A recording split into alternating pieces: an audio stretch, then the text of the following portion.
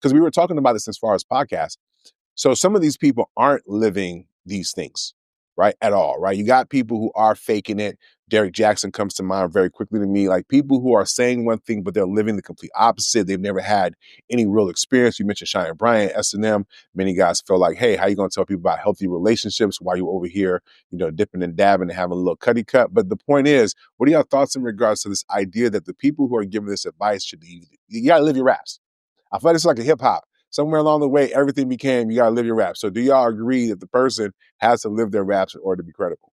I definitely think it helps to have the thing you're telling people how to get, especially if you're making money off of it. You're selling courses. People are really paying to hear what you have to say.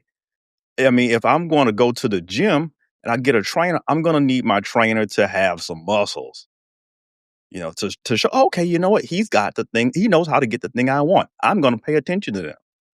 I think it definitely lends to your credibility if you have the thing you're telling people how to get. That's my take.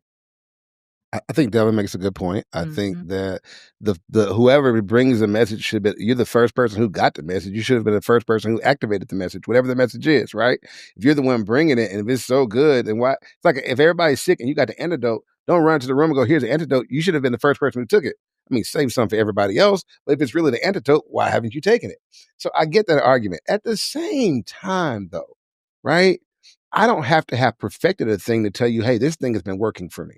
And just because I tell you it's working for me doesn't mean I'm telling you it's working for you.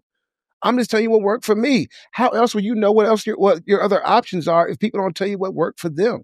If I'm over here talking about poly and LS stuff or whatever, and then, down the street, I'm on somebody's pulpit talking about, one husband, one wife, premarital sex is going to make you turn blue, whatever I'm doing, right? That's a problem. It's a problem because I've got one life, one being, two minds, two messages, right? Two modes of being. Okay, whatever.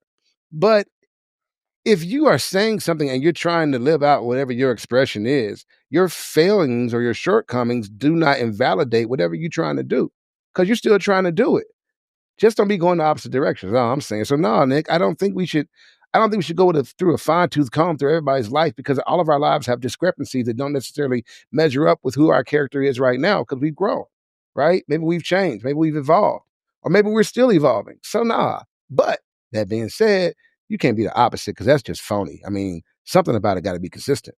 I think that for the most part, this reminds me of Studio Gangsters, where rappers are rapping about being gangsters and shit and they in college. Or they're rapping about being gangsters and selling drugs, and it turned out they was a prison guard and just co-opted somebody else's lifestyle.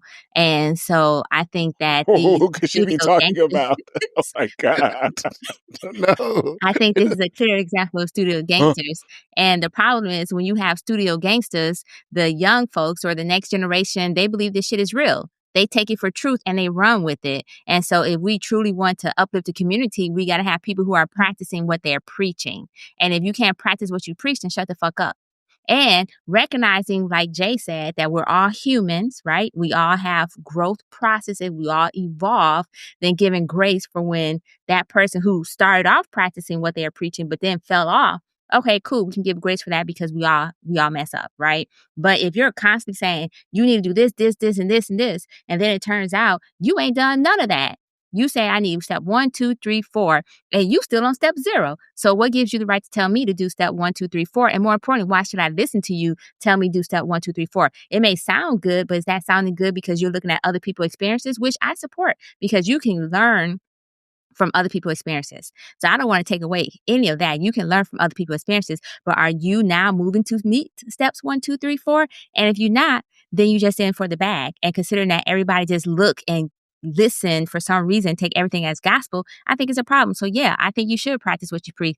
I think you should live the lifestyle that you're saying you're living, or at least aspire to live the lifestyle that you're saying you're living. Don't be in those situationships for 9 years, but you telling people about marriage, or and like I said, just all this remind me of Studio Gangsters for the most part. So I'll give you grace, but only if you move into to practice what you're preaching. I mean, I guess it's, I want me. Mic drop. Yeah.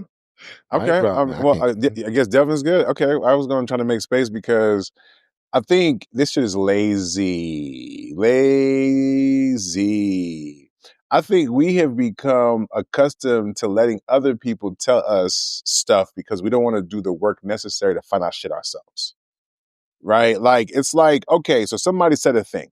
You have your own fucking mind. You have no ability to discern whether that thing is true or not. You can't cross-reference it with something. No, like, I feel like when I hear the push against the podcast, I'm not saying we do that because obviously, we keep it real, whatever. But the point is that like when I hear the complaint, it's like good advice is just good advice. Now, if you can't discern it's good advice, okay, if you need the cosign for you to discern this good advice, I get it because I can say, oh, do this because I'm married, and you think it's good advice only because I got the cosign because I'm married, but not because it's good advice. There's a lot of people who may be that thing, and you're like, oh, they're that thing, so maybe they know. Well, maybe not. Maybe they're bullshit. Maybe it's front. Maybe they got a situation that's unique to them. So for y'all to look for that kind of validation, I get it, right? Delvin, you mentioned the gym, right? Of course. You wouldn't go to a gym and watch a person who's a slob try to train you on how to work out. I get it. But maybe that person can tell you how to eat better, right? Maybe because they know they've had the bad experience. And so maybe they can tell you that, hey, here's the things that you should be doing. Now, would you not take advice on how to eat better because that person may not have been taking it themselves? And what's crazy is a majority of people do the very thing that we're talking about, which is give advice they don't fucking take themselves. But listen to them, though. They ain't got a podcast mic. I can't tell you how many people I watch and listen to who do not live up to the advice they give. You know how I know? Because I try to as much as possible, right? I actually give you examples in my real life, but a lot of people will tell you shit, and it's like, nigga, for example, you ever notice how it be the brokest people who be trying to tell you what to do with your money? You ever notice that? It's like, nigga, how are you telling me what I should do with my money when you're horrible with money, right? Right? In real life, it'd be the single person telling you what you should do in your relationship. How many black women fall for that one, right? It's like, girl. So we can't pretend that a majority of us out there, whether it's on podcasts or our living rooms, are getting advice from people who ain't got no fucking business giving advice. So it's not on them, right? It's on you. The information is out there, right? If you just stopped for a second and paid attention, maybe asked a couple of questions, saw a therapist, right? There are ways that you can kind of figure some of this stuff out without believing everything that somebody on a fucking podcast that you don't know told you.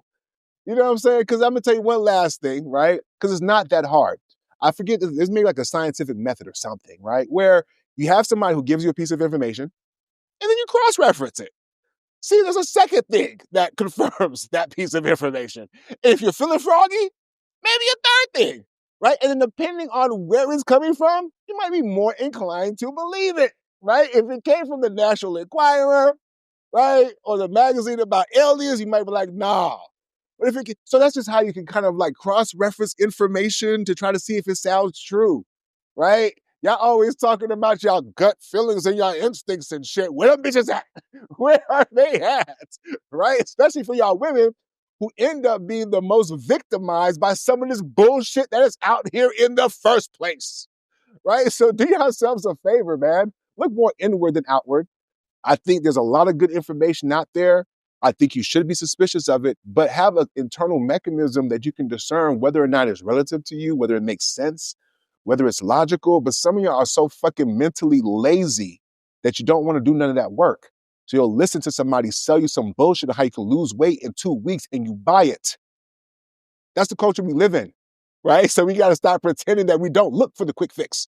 We don't look for the charlatans because they give us unrealistic promises because we're too fucking lazy to do the real work, which is why those Pelotons sold the way they fucking sold. Or maybe the Pelotons, but the ones that Suzanne Summers was doing the little leg crooks on. They had y'all bitches out there thinking you're going to be fine. And like Thigh master. Yeah, the thigh master.